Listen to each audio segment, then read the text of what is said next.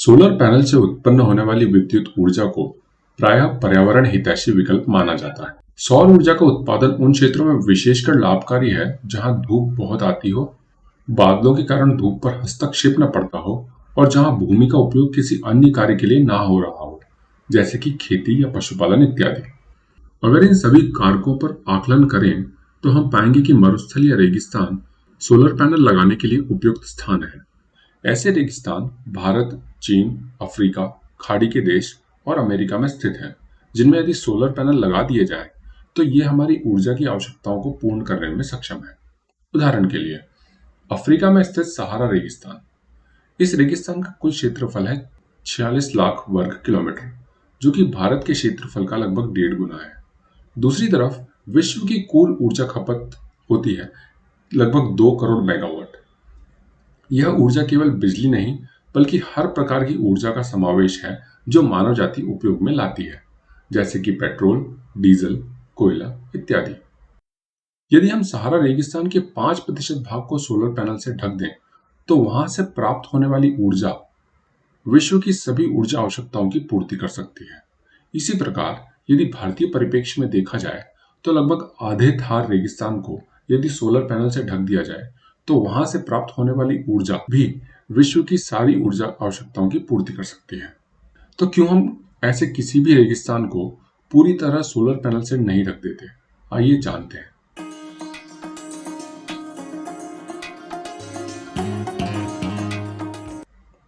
यहाँ उदाहरण लेते हैं सहारा रेगिस्तान का। सहारा रेगिस्तान का तापमान अधिक होता है। कभी कभी यह तापमान 50 डिग्री सेंटीग्रेड से ज्यादा भी पहुंच सकता है। यहाँ मानव बस्ती बहुत कम है और आबादी का औसत घनत्व 1 व्यक्ति प्रति वर्ग किलोमीटर से भी कम है। तुलना के लिए राजस्थान में यह घनत्व करीब 200 व्यक्ति प्रति वर्ग किलोमीटर है। इतनी कम आबादी के कारण इस रेगिस्तान में प्राथमिक सुविधाएं जैसे कि रोड, आवास इत्यादि भी सीमित है, जिसके चलते यहाँ ऊर्जा संयंत्र के लिए उपयोग में लाई जाने वाली वस्तुओं को पहुंचाना बहुत मुश्किल और अधिक लागत वाला कार्य है। इसके अलावा यहाँ की आवश्यकताएं भी सीमित हैं और पैदा होने वाली ऊर्जा को विश्व के विभिन्न भागों तक पहुंचाने के लिए यहाँ इंफ्रास्ट्रक्चर को विकसित करना होगा, जिसके लिए पुनः अधिक लागत लगेगी। दूसरी वजह है सोलर पैनल का यहाँ के वातावरण पर पड़ने वाला प्रभाव। सोलर पैनल सूर्य से आने वाली ऊर्जा को सोखते हैं और इस ऊर्जा को बिजली में परिवर्तित करते हैं, लेकिन ये पैनल सारी ऊर्जा को परिवर्तित नहीं कर पाते।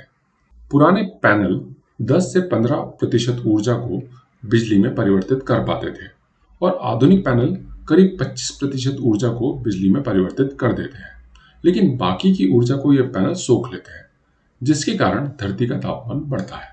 इन पैनल की ऊर्जा सोखने की क्षमता रेगिस्तान की रेत की अपेक्षा भी अधिक होती है। इसका अर्थ यह होगा कि रेगिस्तान का तापमान वर्तमान की अपेक्षा और बढ़ेगा और इसका सीधा सीधा असर वहां के जनजीवन पर पड़ेगा, जिनके के लिए परिस्थितियां और विषम हो जाएंगी। यदि रेगिस्तान का तापमान बढ़ता है तो इससे लगे महासागर के तापमान से इसका अंतर अधिक हो जाएगा, जिसके चलते यहाँ अधिक वर्षा होने लगेगी और नया वन्य जीवन या पेड़ पौधे इत्यादि विकसित होने लगेंगे। प्रथम दृष्टया ये परिवर्तन सुखद प्रतीत होता है, लेकिन इससे एक भयावह भविष्य भी जुड़ा है। हर साल बहुत सी धूल सहारा रेगिस्तान से उड़कर अटलांटिक महासागर को पार करते हुए अमेज़न के जंगलों में पहुंचती है। ये धूल कई पोषक तत्वों से भरी होती है, जिससे अमेज़न के पेड़ पौधों को पोषण मिलता है और वहां का वनस्पति और जीव तंत्र सुचारू रूप से कार्य कर पाता है। इसके अलावा जब ये धूल अटलांटिक महासागर को पार करती है तो अटलांटिक महासागर में स्थित जीव जंतुओं को भी इस धूल से पोषक तत्व प्राप्त होते हैं। यदि सहारा में पेड़ पौधों से भरा जंगल विकसित हुआ तो वह धूल और मिट्टी को बांध कर रखेगा, जिसका सीधा सीधा प्रभाव अमेज़न के जंगलों और अटलांटिक महासागर पर पड़ेगा। इसके अलावा सहारा के बढ़ते तापमान का सीधा असर पूरी धरती पर पड़ेगा और यह प्रभाव एक समान नहीं होगा। उदाहरण के लिए, ध्रुवों का तापमान अधिक बढ़ेगा, जिसके कारण वहां की बर्फ पिघलेगी और कई द्वीप जलमग्न हो जाएंगे। एक शोध के अनुसार इतनी अधिक ऊर्जा के एक स्थान पर एकत्रित होने का प्रभाव पूरे विश्व के मौसम पर पड़ेगा, जिससे कहां, कब और कितनी बारिश होनी है ये पूरी तरह बदल जाएगा। भारत जैसे ट्रॉपिकल देशों की तुलना में ऊपरी देशों में अधिक वर्षा होगी, चक्रवात अधिक आने लगेंगे। इसका एक सीधा सा निष्कर्ष है कि रेगिस्तानों को सोलर पैनल से ढकना हमारे ग्रह के लिए उचित नहीं होगा और इसके कई अनचाहे परिणाम होंगे। कुछ ऐसे परिणाम जिनके बारे में हम जानते हैं और कुछ ऐसे जिनके बारे में हम अब भी अनभिज्ञ हैं। लेकिन मेरे अनुसार इन अध्ययनों का एक महत्वपूर्ण निष्कर्ष और भी है। मानव जाति को यह समझने की आवश्यकता है कि इस धरती पर एक संतुलन बना हुआ है। ऐसा कोई भी कार्य जिससे कि संतुलन के बिगड़ने की तनिक भी संभावना हो, उसे ना करना ही उचित है। बजाय इसके कि हम ऊर्जा के नए स्रोतों को ढूंढें, जिनके पर्यावरण पर पड़ने वाले निकटगामी और दूरगामी प्रभावों को हम नहीं जानते, उन्हें अपनाने की अपेक्षा अपनी ऊर्जा की आवश्यकताओं को घटाना ही उचित है। आपके इस बारे में क्या विचार हैं? हमें कमेंट सेक्शन में अवश्य बताएं। धन्यवाद। जय हिंद।